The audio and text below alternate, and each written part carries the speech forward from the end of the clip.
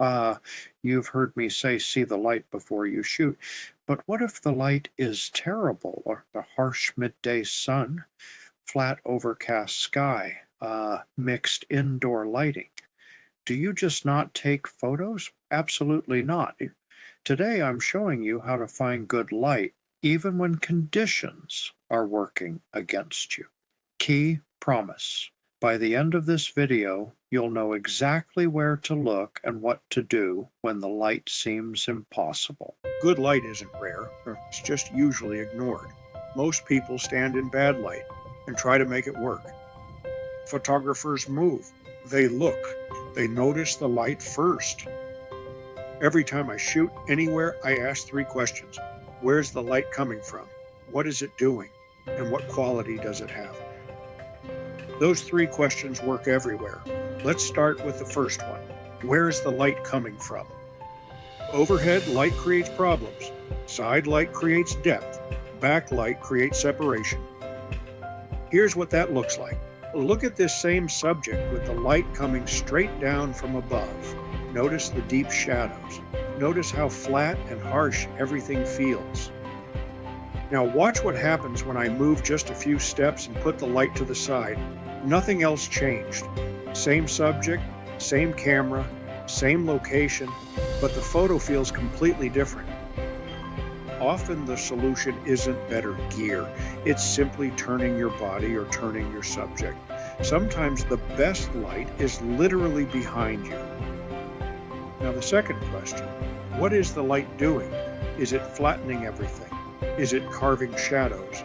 Is it separating your subject from the background? Let's look at an example. Here's a subject under direct overhead light. The light is doing one thing. It's crushing detail and killing dimension. Now look at the same subject near a window. The light is shaping the face. It's creating gentle shadows. It's separating the subject from the background. Windows do this beautifully. So do clouds. A thin layer of cloud cover can turn harsh midday sun into soft, usable light. Watch how the shadows change when the sun goes behind a cloud. Nothing else changes, but the photo suddenly works. That's the light doing something different. Now the third question, what quality does the light have? Hard light is sharp and unforgiving. Soft light is gentle and forgiving. Here's hard light. Notice the sharp edges of the shadows. Every wrinkle and texture is emphasized. Now look at soft light, where the transitions are smoother, skin looks better, details feel natural. Shade softens light, clouds soften light, reflected light softens light. Even harsh midday sun becomes usable when you move your subject to the edge of light and shadow. Now here's an important shift. If you can't change the light, change where you stand. If you can't move the light, or move your subject. And if you can't do either, change what you photograph. Harsh light, photograph texture, patterns, architecture, shadows themselves. Flat light, photograph color, shape, close details. Dramatic light, photograph silhouettes, high contrast scenes. You're not fighting the light, you're working with it. Let's put this into real situations. Midday backyard, the sun is high, the faces look terrible. Move people into open shade. You let the sky become your light source. Indoor event, overhead lights are ugly, mixed color temperatures everywhere. Find a window. Turn off nearby lights if you can. Let the window do the work. Travel photography at noon. You can't wait for golden hour, so don't force portraits.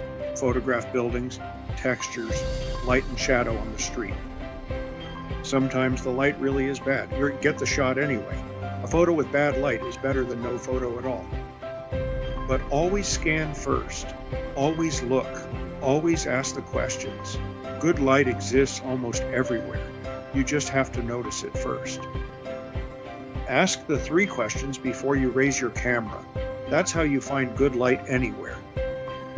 That's the skill that transforms phone photography, seeing the light first. If you want personalized help applying this to your own photos, I offer one on one Zoom coaching. Check the link in the description. No, thanks so much for watching.